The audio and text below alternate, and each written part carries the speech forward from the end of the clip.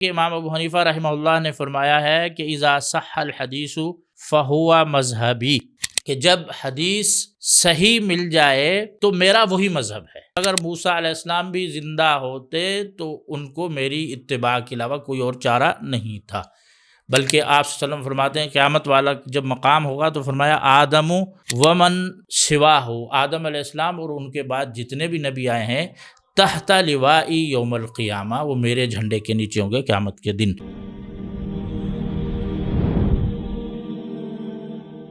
بسم اللہ والصلاۃ والسلام علی رسول اللہ وعلی آلہ وصحبہ ومن والہ بعد۔ ناظرین، آج ہم نبی کریم صلی اللہ علیہ وسلم نے جو ہمیں نماز سکھائی ہے اس سلسلے کے دروس میں سے یہ ہمارا آج دوسرا درس ہے۔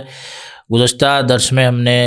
بات کی تھی نماز کی اہمیت کے بارے میں کہ وہ کتنی ضروری ہے اور اس کے مسائل سیکھنا کتنے زیادہ ضروری ہے۔ آج ہم انشاءاللہ کتاب کا آغاز کرتے ہیں۔ علامہ ناصر الدین البانی رحمہ اللہ کی کتاب ہے صفۃ صلاۃ النبی صلی اللہ علیہ وسلم من التکبیر الی التسلیم کأنک تراہا، کہ نبی کریم صلی اللہ علیہ وسلم کی نماز کا طریقہ تکبیر سے لے کر سلام تک کأنک تراہا، ایسے آپ کو بیان کیا جائے گا جیسے کہ آپ صلی اللہ علیہ وسلم کو نماز پڑھتا دیکھ رہے ہوں۔ سب سے پہلے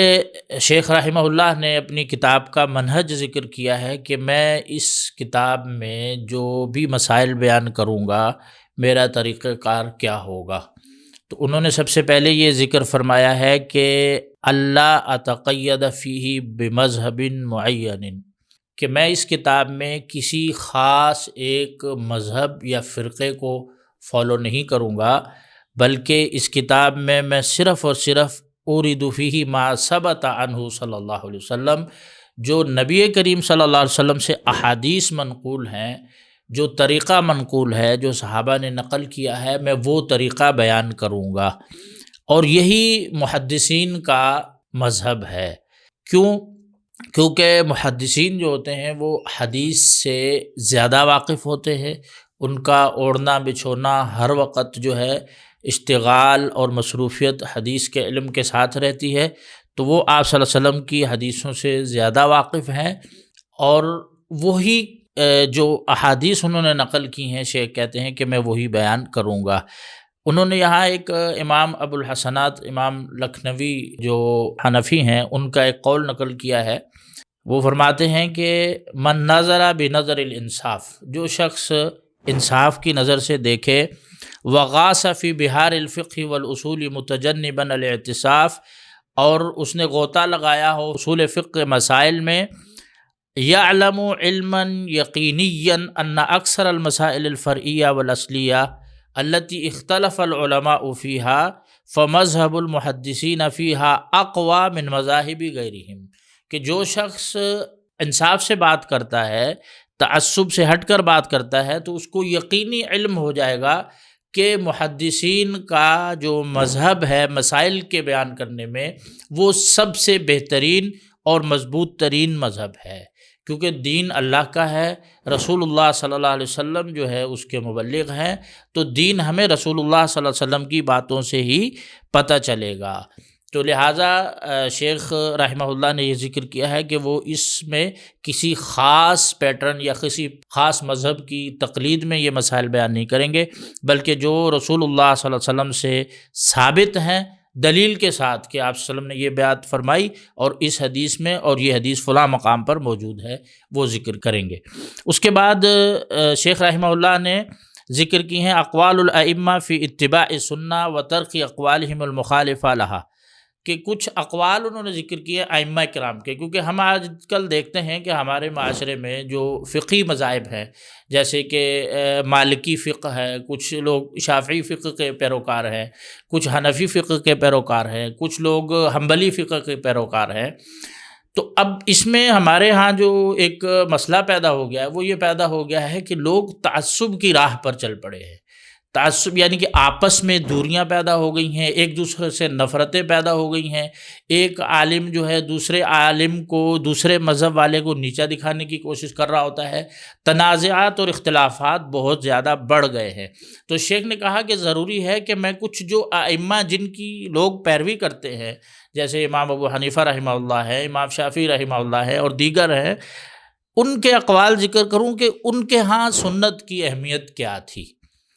اب سب سے پہلے انہوں نے امام ابو حنیفہ رحمہ اللہ کا کچھ اقوال ذکر کیے ہیں۔ فرماتے ہیں کہ امام ابو حنیفہ رحمہ اللہ نے فرمایا ہے کہ اذا صح الحدیث فہو مذہبی، کہ جب حدیث صحیح مل جائے تو میرا وہی مذہب ہے۔ یعنی مطلب یہ ہے کہ وہ فرما رہے ہیں کہ میں ایک انسان ہوں، مجھ سے غلطی بھی ہو سکتی ہے، کچھ ہو سکتا ہے وہ روایت مجھ تک نہ پہنچی ہو یا میں صحیح سے نہ سمجھ پایا ہوں۔ آپ کو اگر کوئی حدیث مل جاتی ہے رسول اللہ صلی اللہ علیہ وسلم سے، تو وہ حدیث اگر صحیح ہے تو وہی میرا مسلک ہے۔ تو ائمہ کا جو مسلک ہے وہ سنت کی اتباع ہے، اسی چیز کی انہوں نے تعلیم دی۔ پھر ایک اور مقام پر یہ جو پہلا قول میں نے ذکر کیا ہے اذا صح الحدیث فہو مذہبی، یہ ابن عابدین رحمہ اللہ نے الحاشیہ کہ جلد نمبر 1 صفحہ نمبر 63 میں ذکر کیا ہے، اور اسی طرح رسم المفتی کے نام سے کتاب ہے، اس کی جلد نمبر 1 اور صفحہ نمبر 4 پہ یہ قول موجود ہے۔ اسی طرح دوسرا قول ابو حنیفہ رحمہ اللہ کا ہی انہوں نے ذکر کیا، لا یحل لاحد ان یاخذ بقولنا ما لم یعلم من این اخذناہ، کہ کسی کے لیے حلال اور جائز نہیں ہے کہ وہ ہماری بات کو اسی طرح آگے نقل کر دے جب تک اسے یہ پتہ نہ ہو کہ ہم نے یہ بات لی کہاں سے ہے۔ مطلب یہ ہے کہ ہم کس دلیل کی بنیاد پر یہ بات کر رہے ہیں اس کا علم بھی ضروری ہے۔ تو یہ جو قول ہے یہ ابن عبد البر نے الانتقاء فی فضائل ثلاثۃ الائمہ الفقہاء میں یہ قول ذکر فرمایا ہے، صفحہ نمبر 145 پر۔ اسی طرح امام حنیفہ رحمہ اللہ ایک اور مقام پر فرماتے ہیں حرام علی من لم یعرف دلیلی ان یفتی بکلامی، کہ حرام ہے اس شخص پر جس کو میری دلیل پتہ نہ چلے اور وہ میرے فتوے کو آگے نقل کرے۔ تو مطلب یہ ہوا ان تمام نصوص کے بیان کرنے کا کہ امام ابو حنیفہ رحمہ اللہ کا مسلک یہ تھا کہ جو بات صحیح حدیث سے رسول اللہ صلی اللہ علیہ وسلم سے ثابت ہو جائے وہی اصل دین ہے، اسی کو لوگوں کو فالو کرنا چاہیے۔ اس طرح امام ابو حنیفہ رحمہ اللہ ایک اور مقام پر فرماتے ہیں اذا قلت قولا یخالف کتاب اللہ تعالی وخبر رسول صلی اللہ علیہ وسلم فاترکوا قولی، اگر میں کوئی ایسی بات کہوں جو کتاب اللہ کے خلاف ہو یا رسول اللہ صلی اللہ علیہ وسلم کی حدیث کے خلاف ہو، فاترکوا قولی، میری بات کو چھوڑ دو۔ تو یہ جو نصوص ہے یہ قول الایقاظ جو ہے امام فلانی کی کتاب ہے، صفحہ نمبر 50 پر یہ قول موجود ہے۔ تو امام ابو حنیفہ رحمہ اللہ کے اقوال ہم نے آپ کے سامنے ذکر کیے ہیں جو یہ کہہ رہے ہیں کہ جو حدیث رسول صلی اللہ علیہ وسلم ہے وہی میرا مسلک ہے۔ تو لہٰذا ہم سب کو یہی چاہیے کہ ہم حدیث رسول صلی اللہ علیہ وسلم کو فالو کریں۔ پھر امام شافعی رحمہ اللہ کا بھی اسی حوالے سے ایک قول ہے،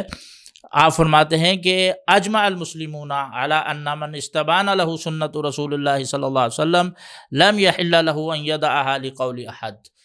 علماء کا، امت مسلمہ کا اس بات پر اتفاق ہے، سب کا اجماع ہے کہ جس شخص کے بھی سامنے رسول اللہ صلی اللہ علیہ وسلم کی سنت آ جائے تو اس کے لیے یہ حلال نہیں ہے کہ وہ اس سنت کو چھوڑ کر کسی امتی کے قول کو اختیار کرے، بلکہ اس کو چاہیے کہ سنت رسول صلی اللہ علیہ وسلم کو فالو کرے، یہی جو ہے مسلک ہے۔ اور پھر فرماتے ہیں اذا صح الحدیث فہو مذہبی، جب حدیث صحیح ہے تو وہی میرا مذہب ہے۔ تو یہ جو قول اجمع المسلمون علی ان من استبان له سنت رسول اللہ صلی اللہ علیہ وسلم، یہ امام ذکر کیا ہے قول ابن قیم نے اور امام فلانی نے صفحہ نمبر 68 پر۔ اسی طرح امام مالک رحمہ اللہ کا بھی قول ہے حدیث رسول اللہ صلی اللہ علیہ وسلم کی اتباع میں۔ امام احمد بن حنبل رحمہ اللہ کا بھی قول ہے حدیث رسول صلی اللہ علیہ وسلم کی اتباع میں، فرماتے ہیں لا تقلدنی ولا تقلد مالکا ولا الشافعیہ ولا الاوزاعیہ ولا الثوری وخذ من حیث اخذوا، کہ نہ تو میری تقلید کرو، نہ امام مالک کی کرو، نہ امام شافعی کی کرو، نہ ہی امام اوزاعی کی کرو، نہ امام ثوری کی تقلید کرو، خذ من حیث اخذوا، جہاں سے انہوں نے لیا ہے دین وہیں سے تم دین لو۔ پھر امام احمد بن حنبل رحمہ اللہ فرماتے ہیں کہ من رد حدیث رسول اللہ صلی اللہ علیہ وسلم فہو علی شفا ہلاکہ، جس نے حدیث رسول صلی اللہ علیہ وسلم کو رد کر دیا بعد اس کے کہ اس کو پتہ چل گیا کہ یہ تو حدیث ہے، اور پھر اس نے کہا کہ نہیں بھائی میرے امام صاحب کی تو بات یہ ہے، تو اس نے امام صاحب کی بات کو اختیار کر لیا اور حدیث رسول صلی اللہ علیہ وسلم کو چھوڑ دیا، تو امام احمد رحمۃ اللہ علیہ فرماتے ہیں فہو علی شفا ہلکا، تو سمجھو وہ شخص تو برباد ہو گیا، وہ تو ہلاک ہو گیا۔ رسول اللہ صلی اللہ علیہ وسلم کی بات کے سامنے تو موسیٰ علیہ السلام کی بات کی کوئی مقام نہیں ہے۔ آپ صلی اللہ علیہ وسلم نے ایک حدیث میں حضرت عمر کو دیکھا کہ تورات کے چند ٹکڑے لے کے پڑھ رہے ہیں، تو آپ صلی اللہ علیہ وسلم سخت غصے میں آ گئے اور فرمایا کہ ابھی سے آپ نے یہ راستہ اختیار کر لیا ہے، میں تو آپ کے درمیان موجود ہوں۔ اور پھر فرمایا کہ اگر موسیٰ علیہ السلام بھی زندہ ہوتے تو ان کو میری اتباع کے علاوہ کوئی اور چارہ نہیں تھا، بلکہ آپ صلی اللہ علیہ وسلم فرماتے ہیں قیامت والا جب مقام ہوگا تو فرمایا آدم ومن سوا ہو، آدم علیہ السلام اور ان کے بعد جتنے بھی نبی آئے ہیں تحت لوائی یوم القیامہ، وہ میرے جھنڈے کے نیچے ہوں گے قیامت کے دن۔ تو جب موسیٰ علیہ السلام جو رسول ہیں، اولو العزم رسول ہیں، آدم علیہ السلام جو انبیاء میں سے ہیں، اگر ان کی بات بھی رسول اللہ صلی اللہ علیہ وسلم کے سامنے جب آ جائے تو ان کی بات کو بھی چھوڑنے کا حکم ہے اور رسول اللہ صلی اللہ علیہ وسلم کی بات کو لینا کا حکم ہے۔ تو امتی تو بہت بعد کے درجے میں آتے ہیں۔ اسی طرح امام انس رحمہ اللہ فرماتے ہیں کہ انما انا بشر اخطئ و اصیب، کہ میں انسان ہوں، مجھ سے غلطی بھی ہو سکتی ہے، صحیح بات بھی کرتا ہوں۔ فانظروا فی رأیی، میری رائے کو دیکھو، فکل ما وافق الکتاب و سنہ فخذوہ، جو بھی کتاب و سنت کے موافق ہو وہ لے لو اور جو کتاب و سنت کے خلاف ہو اس کو چھوڑ دو۔ پھر فرماتے ہیں لیس احد بعد النبی صلی اللہ علیہ وسلم الا ویؤخذ من قولہ ویترک، رسول اللہ صلی اللہ علیہ وسلم کے بعد جو بھی امتی ہیں، صحابہ ہوں، تابعین ہوں، تبع تابعین ہوں، جو بھی ہیں، ان کی بات کو لیا بھی جا سکتا ہے، چھوڑا بھی جا سکتا ہے۔ الا النبی صلی اللہ علیہ وسلم، الا کہ رسول اللہ صلی اللہ علیہ وسلم، کہ ان کی بات کو لینا فرض ہے، ان کی بات کو چھوڑنے والا گمراہ ہے۔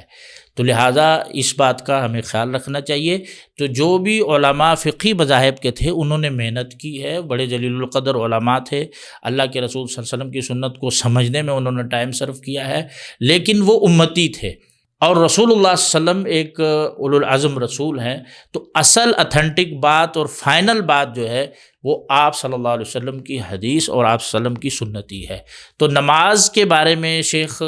رحمہ اللہ فرماتے ہیں کہ میں نے یہی مسلک اختیار کیا ہے کہ جو رسول اللہ صلی اللہ علیہ وسلم کی سنت کے مطابق بات ہوگی میں وہی کروں گا اور حدیث کوڈ کر دوں گا، یہ حدیث کون سی کتابوں میں ہے وہ بیان کر دوں گا، اور امت کے اوپر ہے کہ اب وہ ان پر عمل کرے۔ تو انشاءاللہ اگلے ایپیسوڈ سے ہم کا جو نماز کا طریقہ ہے شیخ رحمہ اللہ نے بیان کیا ہے، تکبیر سے لے کر سلام تک انشاءاللہ اس کا آغاز کر دیں گے۔ اللہ تبارک و تعالیٰ سے دعا ہے کہ اللہ تعالیٰ ہمارے اعمال کو رسول اللہ صلی اللہ علیہ وسلم کی سنت کے مطابق بنائے، اور قیامت والے دن اور حشر کے دن جو ہے آپ صلی اللہ علیہ وسلم کی ہمیں شفاعت نصیب فرمائے۔ انہ ولی ذلک والقادر علیہ۔ سبحان ربک رب العزت عما یصفون وسلام علی المرسلین والحمد للہ رب العالمین۔